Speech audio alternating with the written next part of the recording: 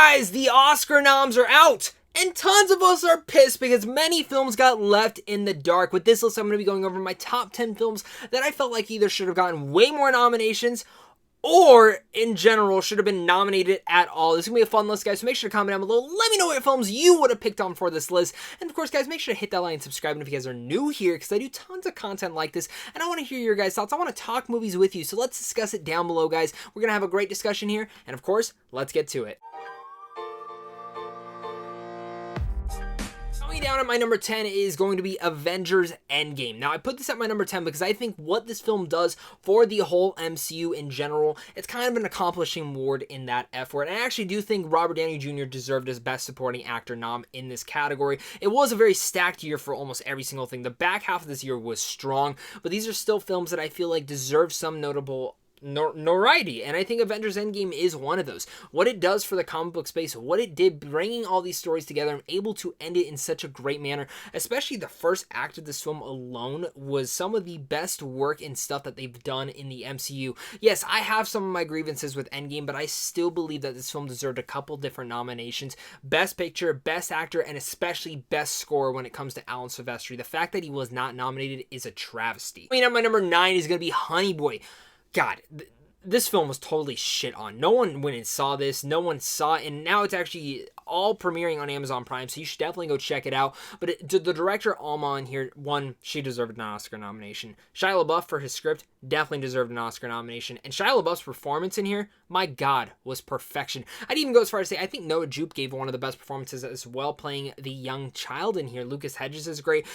This is an Oscar caliber. These are, God, I'm speechless. You hear me stuttering because these performances were so outstanding. This is definitely a acting showcase and also a director's showcase as well, in the way that they are able to tell this story. There's just something about Honey Boy that just is so sweet, so sensitive, but also a way into the look of a mind of Shia LaBeouf and others who have gone through these travesties.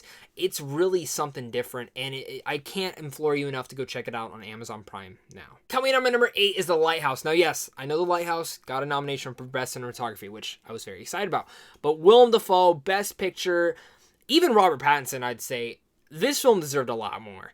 And I think this film is one of the most unique movies from 2019. It definitely wasn't for everyone, but it was one of the movies that just kept me hinged, kept me engaged. And if you've seen the movie, especially towards the ending, one of the things that happens with Robert Pattinson's character and the themes of obsession and craziness in this movie kind of tie back to some of the stuff that we can fall into ourselves within life. And I think that Robert Eggers here is just one of the best directors working today, and I think it's a travesty that this film wasn't nominated or even looked at, really. And coming up at number 7 is going to be The Nightingale. Now, I've been praising this all the way through. Jennifer Kent should have tons of Oscar nominations, tons of things, especially when it comes to The Babadook and now The Nightingale. I think her direction here was fantastic. I think the writing was great. I think the cinematography was beautiful, and I think the performance was some of the best of 2019.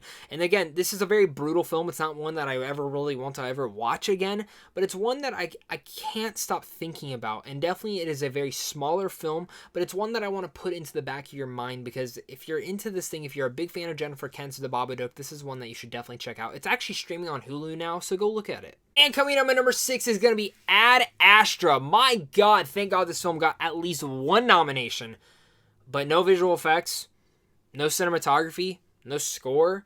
I mean, God, Brad Pitt probably gave the best performance of his career in this movie. I mean, he's great in Once Upon a Time in Hollywood, and I hope he wins. But one of his best performances of the year. The directing was fantastic. I have always gone and say I think the director of this is one of the most underrated directors working today. Lost City of Z was another one of those that I thought should have been in the Oscar talk as well. There's just something about the way that he's able to direct these films and make it feel like an old classic Hollywood, and he just does such a great job with it. And I look at this film, and I think the same kind of stuff happened with Inside here, and we deserved a little bit more from him in this one. And Ad Astra has been in the back of my mind for months. I know it's not for everyone, but it's one that I definitely think the Oscars missed. Before I get to my top 5, guys, I want to give you guys some honorable mentions, of course. So I got my list right here, and some of my honorable mentions would be Abominable for Best Animated Picture, The Peanut Butter Falcon, Queen and Slim, Us should have gotten nominated, Lupita Nyong'o, and The Score at least, Knives Out, Midsummer, Loose, and Just Mercy. Now, I'm not saying all these films should have gotten every single nomination, but I think there was something from each of those films that should have gotten something. Some of you guys might be saying, what about Frozen 2? No, I think I liked everything else better than that, and I would have included Abominable over Frozen 2. But let's get back to my top 5 guys list. And make sure, again, if you guys are new here, to hit that like and subscribe button. And also comment down below and let me know what your guys' thoughts are on this list. What are some of the films I'm missing? Let's discuss it down there, guys. And of course, just a big thank you to you and a big thank you to my Patreon supporters, because without you, I wouldn't be able to do this. And if you guys want to check out movies early, head over to Samtron Films as well down below. Moving down to my number 5 is Booksmart. I would go as far as to say, I think if Bridesmaid got a nomination for a lot of stuff, I think Booksmart deserved a nomination for a lot of things. Olivia Wilde slaps her stamp, her directing style right on this movie, and I can't wait to see what she does next. Beanie Feldstein and Caitlin Denver are incredible, but I'd go say Billie Lourd deserved an Oscar nomination for Best Supporting Actress. My God, she was so good in here. The script was wonderful. It is one of the best comedies of the last couple of years, and it's just one of those movies that really stuck with me. The more that I watched it, the more that that I fell in love with it, and I think this is one of those movies that absolutely, if it would have gotten a bigger push from Annapurna, this movie would have been looked at for Oscars. I look at what Bridesmaids did, and I actually think if box office wise it did better, I think it would be a different discussion as well. And coming on my number 4 is gonna be Rocketman. I can't believe how shut out this movie got. Can't believe Taron didn't get the nomination. Can't believe this movie didn't get best costume design, and even going down to the cinematography, visual effects for some of the scenes, and even, come on, my God, no best picture. If this film would have been put into November, it would have had the same effect that Bohemian Rhapsody had. Even times 10 that, because it is a better film. But it's absolutely stunning to me that this movie was just snubbed in every category, especially Taron. I think Taron deserved the nomination. I would have taken out Jonathan Pryce or Leonardo DiCaprio and put him right in there because he deserved it. And even after he won the Golden Globe, I'm like, man, there's actually a chance he could possibly get in and win. Yeah, that's not happening now, but it was hopeful while it lasted. Coming up at number 3 is Uncut Gems. Now, I just saw this film again for the 6th time, and I can confirm, this film should have been nominated for a bunch. And I would go as far as say I think the Safdie brothers are going to be the next Martin Scorsese for this generation.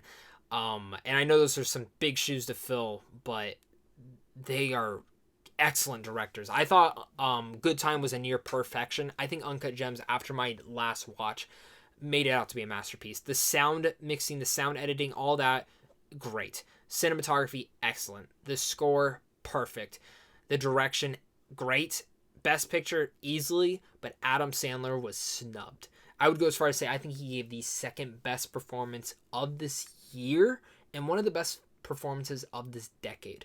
And again, that really goes down to the Safdie brothers casting. The fact that they knew they wanted Adam Sandler was perfection. I couldn't imagine anyone else playing this role. Adam Sandler is one of the most charming actors working in Hollywood, and the way that he was able to bring this frustrating character but also make you charm and like him, it can take a lot.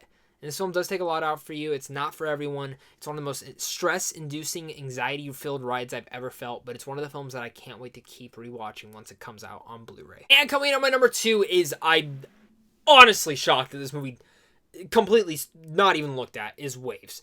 This I really thought was going to be the Moonlight of this year. Calvin Harrison Jr., this and Loose, one of the best actors working right now. Taylor Russell, goddamn, perfect. And Sterling K. Brown, snubbed for Best Supporting Actor. I would even go say, between him and Brad Pitt, he should have won. Just, this film rocked me to my core. I've seen it 3 times.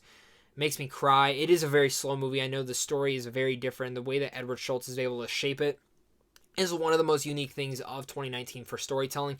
But it's the vibrancy, the cinematography, just what this film has to say and the way that its story structure is taken is why I fell in love with this film so much. I don't believe that any Academy members watch this film. I really truly believe that, and this film deserves so much more attention than it got. Coming at my number 1 was the biggest shock for me, was The Farewell, not getting anything.